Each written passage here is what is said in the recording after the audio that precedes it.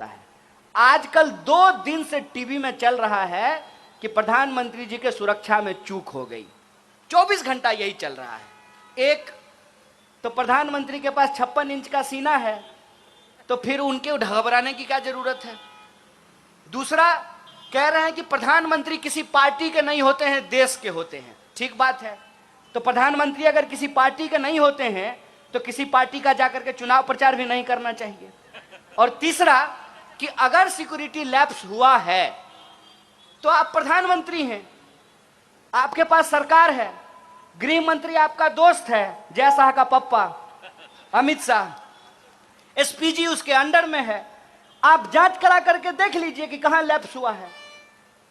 पाकिस्तान जाकर के बिरयानी खाए तब इनको डर नहीं लगा, अपने ही देश में घूमने में इनको डर लग रहा है। पल में तोला पल में मासा, ये तो नहीं चलने वाला है साहब। एक तरफ कहते हैं कि मजबूत प्रधानमंत्री हैं और दूसरी तरफ डर करके भाग जाते हैं। ऐसे नहीं चलने वाला है साहब। आप मुद्दे को भटकाना बंद कीजिए। मुद्दा यह है कि कितना भी आप प्रचार कर लीजिएगा ना, सच सच होता है।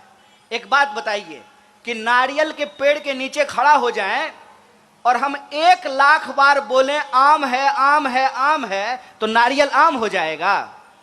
कहते हैं बंदर क्या जाने आदि का स्वाद, बंदर क्या जाने आदि का स्वाद, और संघी क्या जाने आजादी का स्वाद।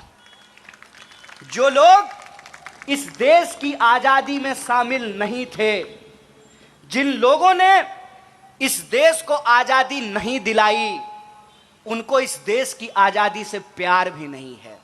कहते हैं ना, जो बनाता है उसी को दर्द होता है।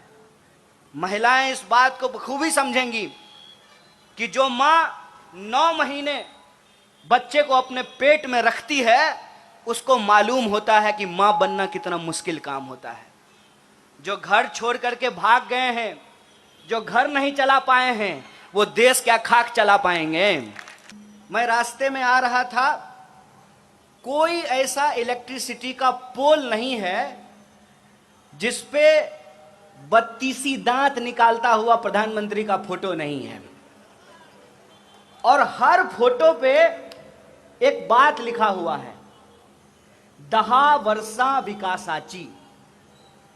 और कह रहे हैं, इतनी कोंकणी मुझे आती है कि 10 वर्ष में विकास की क्या कहानी लिखी गई है।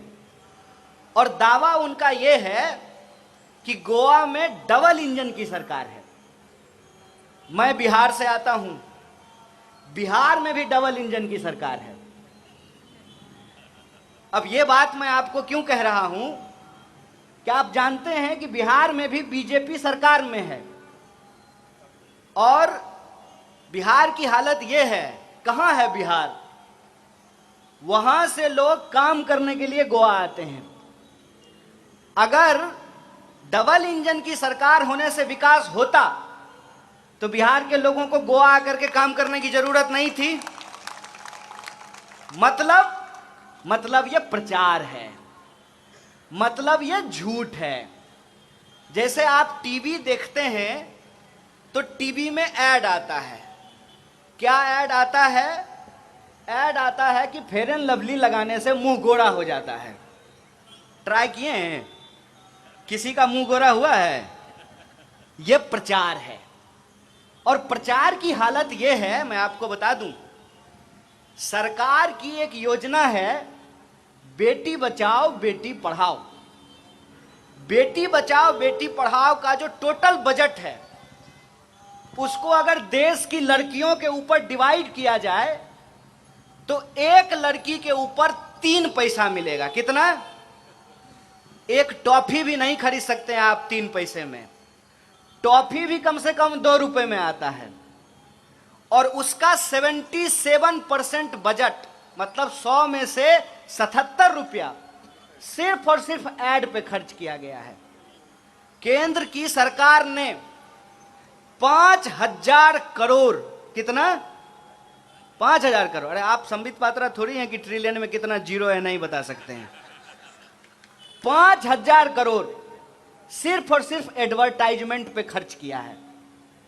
और आप इधर से बंबई की तरफ से मैंगलोर जाएं या मैंगलोर की तरफ से मुंबई जाएं, नॉर्थ से साउथ गोवा का जो मेन हाईवे है उस पे घूम करके देख लीजिए कि सबसे ज्यादा प्रचार किस पार्टी के होर्डिंग के द्वारा किया गया है। मैं जब आ रहा था तो अपने यूथ कांग्रेस के साथी को पूछा, हमारा होर्डिंग बैनर नहीं दिख रहा है, तो उन्होंने बड़ी अच्छी जवाब दी।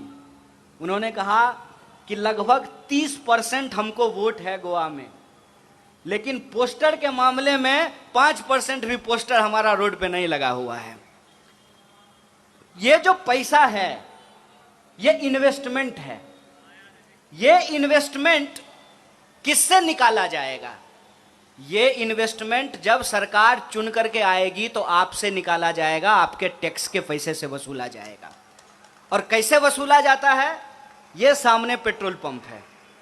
ये भाजपा के लोग कहते हैं शेर को पालने में खर्चा होता है। प्रधानमंत्री शेर हैं तो शेर को पालने में खर्चा होता है, इसीलिए 32 रुपए लीटर का पेट्रोल जो है 110 रुपया में बिक रहा है। 32 रुपया दाम है और बाकी का जो रुपया है टैक्स के रूप में आपसे वसूला जा रहा है। और वो पैसा आपके स्कूल के ऊपर नहीं, आप जिस सड़क पे चलते हैं उस सड़क के ऊपर नहीं, आपके घरों में जो बिजली आती है उस बिजली के ऊपर नहीं, कोरोना काल में जो आपको ऑक्सीजन सिलेंडर नहीं मिल रहा था, हॉस्पिटल में बेड नहीं मिल रहा था, उसके ऊपर नहीं, प्रधानमंत्री जी के सूट बूट के ऊपर खर्च किया जाता है। इसीलिए ये कन्वेंशन हम बुलाए हैं और आपसे बात करना चाहते हैं, क्योंकि आजकल लोकतंत्र में सिर्फ नेताओं के मन की बात होती है, जनता के मन की बात नहीं होती है। जनता के मन की बात क्या है? जनता के मन की बात यह है कि लोकतंत्र, डेमोक्रेसी देश के लोगों से बनता है। और हमसे पहले जो इस मंच का संचालन कर रहे थे उन्होंने एक बड़ी अच्छी बात कही कि कौन है बहुजन? जो ठेला चलाते हैं, जो रिक्शा चलाते हैं, जो खेतों में काम करते हैं, जो फैक्ट्रियों में काम करते हैं, जो आपके घरों में साफ सफाई करते हैं, जो सरकारी दफ्तरों में काम करते हैं, मेहनत मजदूरी करने वाले जो लोग हैं। और ये जो मेहनत मजदूरी करने वाले लोग हैं ये सम्मान से अपनी जिंदगी जी सकें, इसीलिए डेमोक्रेसी में बराबरी का अधिकार उनको दिया गया। बराबरी का अधिकार वोट देने से लेकर एजुकेशन लेने तक, और एजुकेशन लेने के बाद नौकरी लेने तक, ये इक्वलिटी की आइडिया को डेमोक्रेसी के अंदर एस्टेब्लिश किया गया। आप सोच करके बताइए कि अगर संविधान में डॉक्टर बाबा साहब भीमराव अंबेडकर और पूरी की पूरी संविधान सभा यह प्रावधान नहीं करती कि सबका वोट बराबर होगा, तो आपको लगता है कि आपकी गंदी बस्तियों में कभी चमचमाती कार पे बैठकर कोई हाथ जोड़ करके आपसे वोट मांगने के लिए आता? जब मंदिर में नहीं घुसने दिया जा रहा है, जब अपने घरों में नहीं घुसने दिया जा रहा है, एक ही नदी में जब साथ में नहाने नहीं दिया जा रहा है, एक ही कुएं में जब पानी पीने नहीं दिया जा रहा है, तो नेता हाथ जोड़ करके आपसे वोट मांगने आते? यह डेमोक्रेसी की ताकत थी। डेमोक्रेसी ने हमको क्या ताकत दिया कि चाहे हेलीकॉप्टर पे उड़ने वाला आदमी हो या सड़क के किनारे बैठकर जूता सिलने वाला, उसका वोट बराबर होगा। आपने अपने घर में भले महिला और पुरुष को बराबर नहीं किया हो, लेकिन संविधान ने महिला और पुरुष को बराबर किया। ऐसा तो नहीं है ना कि मेरे पिताजी का वोट 2 होगा और मेरी माताजी का वोट 1 होगा। क्या गोरा क्या काला, क्या मोटा क्या पतला, क्या अमीर क्या गरीब, क्या फॉर्च्यूनर पे चलने वाला क्या साइकिल पे घूमने वाला, सबका वोट बराबर किया इस देश के संविधान ने। और यह जो अधिकार है, इस अधिकार की ही ताकत है कि पॉलिटिकल पार्टिसिपेशन के साथ साथ इकोनॉमिक पार्टिसिपेशन की भी बात की जाने लगी। लेकिन आज के डेट में पहले पॉलिटिकल पार्टिसिपेशन को खत्म किया जा रहा है और उसके बाद इकोनॉमिक पार्टिसिपेशन को भी खत्म किया जाएगा। और ये मैं झूठ नहीं बोल रहा हूं, झूठ बोल करके हमको प्रधानमंत्री नहीं बनना है, मैं सच आपको बता रहा हूं कि पॉलिटिकल पार्टिसिपेशन कैसे खत्म किया जा रहा है। आप देख लीजिए कि चुनाव की हालत आज क्या कर दी गई है। धीरे धीरे एक साधारण व्यक्ति चुनाव नहीं लड़ सकता है। कहां से चुनाव लड़ेगा, आप मुझे बताइए। चुनाव में कानून है, चुनाव आयोग का कानून है कि एमपी का जब आप चुनाव लड़ेंगे तो आपको 70 लाख रुपया खर्च करना पड़ेगा। आप अपनी ईमानदारी से बताइए, 70 लाख रुपया में चुनाव हो रहा है? पूरे गोवा में जो पोस्टर लगा हुआ है यह 70 लाख में लगा हुआ है। ये जो सैकड़ों गाड़ियां घूम रही हैं यह 70 लाख में हो रहा है। यह बेईमानी है। यह बेईमानी दिन रात हम अपनी आंखों से देखते हैं, लेकिन हम मजबूर हैं कि इस बेईमानी के खिलाफ हम कुछ कर नहीं सकते हैं। धीरे धीरे हम वोट तो दे सकते हैं, लेकिन हम चुनाव नहीं लड़ सकते हैं। आम इंसान चुनाव से बाहर कर दिया गया है।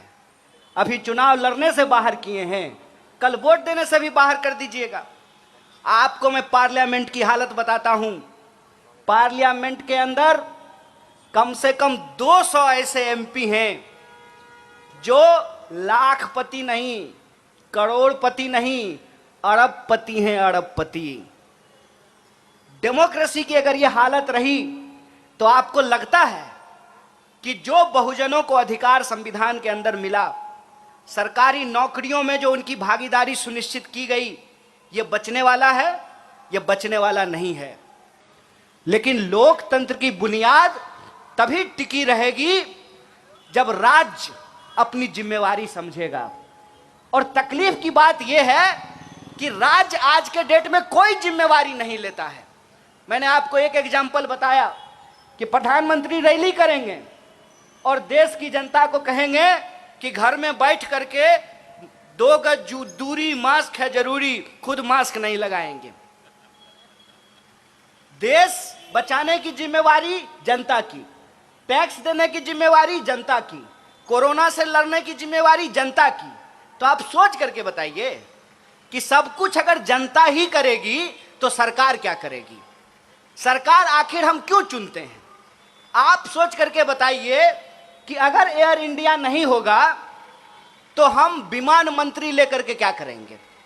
अगर रेलवे नहीं होगा तो हम रेल मंत्री लेकर के क्या करेंगे? जब शिक्षा ही नहीं बचेगी तो हम शिक्षा मंत्री लेकर के क्या करेंगे? और इसीलिए मैं ये सवाल पूछता हूं कि अगर सरकारी अस्पताल नहीं होना चाहिए, सरकारी स्कूल नहीं होना चाहिए, तो सरकारी प्रधानमंत्री लेके क्या करेंगे? ढोलक बजाएंगे? क्यों टैक्स देंगे सरकार को? सरकार का सूट बूट खरीदने के लिए टैक्स देंगे? आपको मालूम होना चाहिए कि प्रधानमंत्री जी ने अपने लिए एक हवाई जहाज खरीदा है और उस हवाई जहाज की कीमत कितनी है? 8,500 करोड़। और अभी 12 करोड़ या 16 करोड़ का कार खरीदा है। 16 करोड़ का कार खरीदा है। काहे भाई? तो सुरक्षा, प्रधानमंत्री की सुरक्षा होगी। 12 करोड़ का कार से घूमते हैं तब भी कहते हैं कि सुरक्षा में चूक हो गई है। आखिर ये मॉडल क्या है? ये मॉडल ये है कि इस देश के जो आम लोग हैं उनको जो अधिकार इस देश में मिला है, एक एक करके उस अधिकार को छीन लिया जाए। आप जानते हैं कि यूनिवर्सिटी के अंदर 10,000 पोस्ट खाली हैं। सेंट्रल यूनिवर्सिटी के अंदर कोई ऐसा डिपार्टमेंट नहीं है जहां पे हजारों वैकेंसी नहीं है। लेकिन सरकार को वैकेंसी नहीं भरनी है। क्यों नहीं भरनी है? सरकार को लगता है कि जब सरकारी यूनिवर्सिटी रखना ही नहीं है, सरकारी यूनिवर्सिटी धीरे धीरे बेच देना है, तो वो वैकेंसी क्यों भरेगी? अभी कुछ दिन पहले हम लोग एक आंदोलन कर रहे थे ग्रुप डी की बहाली को लेकर के। लगातार आंदोलन करने के बाद ग्रुप डी की बहाली निकली है। उस वक्त भी हमने कहा था कि सरकार ये वैकेंसी इसलिए नहीं भरती है कि उसको लगता है आज न कल हमको रेलवे को बेच देना है। ये जो सिचुएशन है, इस सिचुएशन को इस देश की जो बहुसंख्यक आबादी है उसको समझना पड़ेगा। उसको समझना पड़ेगा कि आज का जो सत्ता का मॉडल है वो वोट लेती है मेजॉरिटी से और काम करती है मुट्ठी भर लोगों के लिए। आप देख लीजिए कि हमारी जीडीपी लगातार नीचे जा रही है, देश की जीडीपी लगातार नीचे जा रही है और प्रधानमंत्री जी के दोस्त का इनकम लगातार ऊपर जा रहा है। यह जो सिचुएशन है कि एक तरफ देश है और दूसरी तरफ प्रधानमंत्री जी के दोस्त हैं। प्रधानमंत्री जी देश की सारी संपत्ति अपने दोस्त को बेच देना चाहते हैं। तो मैं कहता हूं कि यह लड़ाई देश और दोस्त के खिलाफ है। यह लड़ाई बेचने और बचाने वालों के खिलाफ है। आपको तय करना पड़ेगा कि आप किस तरफ खड़े हैं। आपको सोचना पड़ेगा कि आपका हक और अधिकार किस बात में है।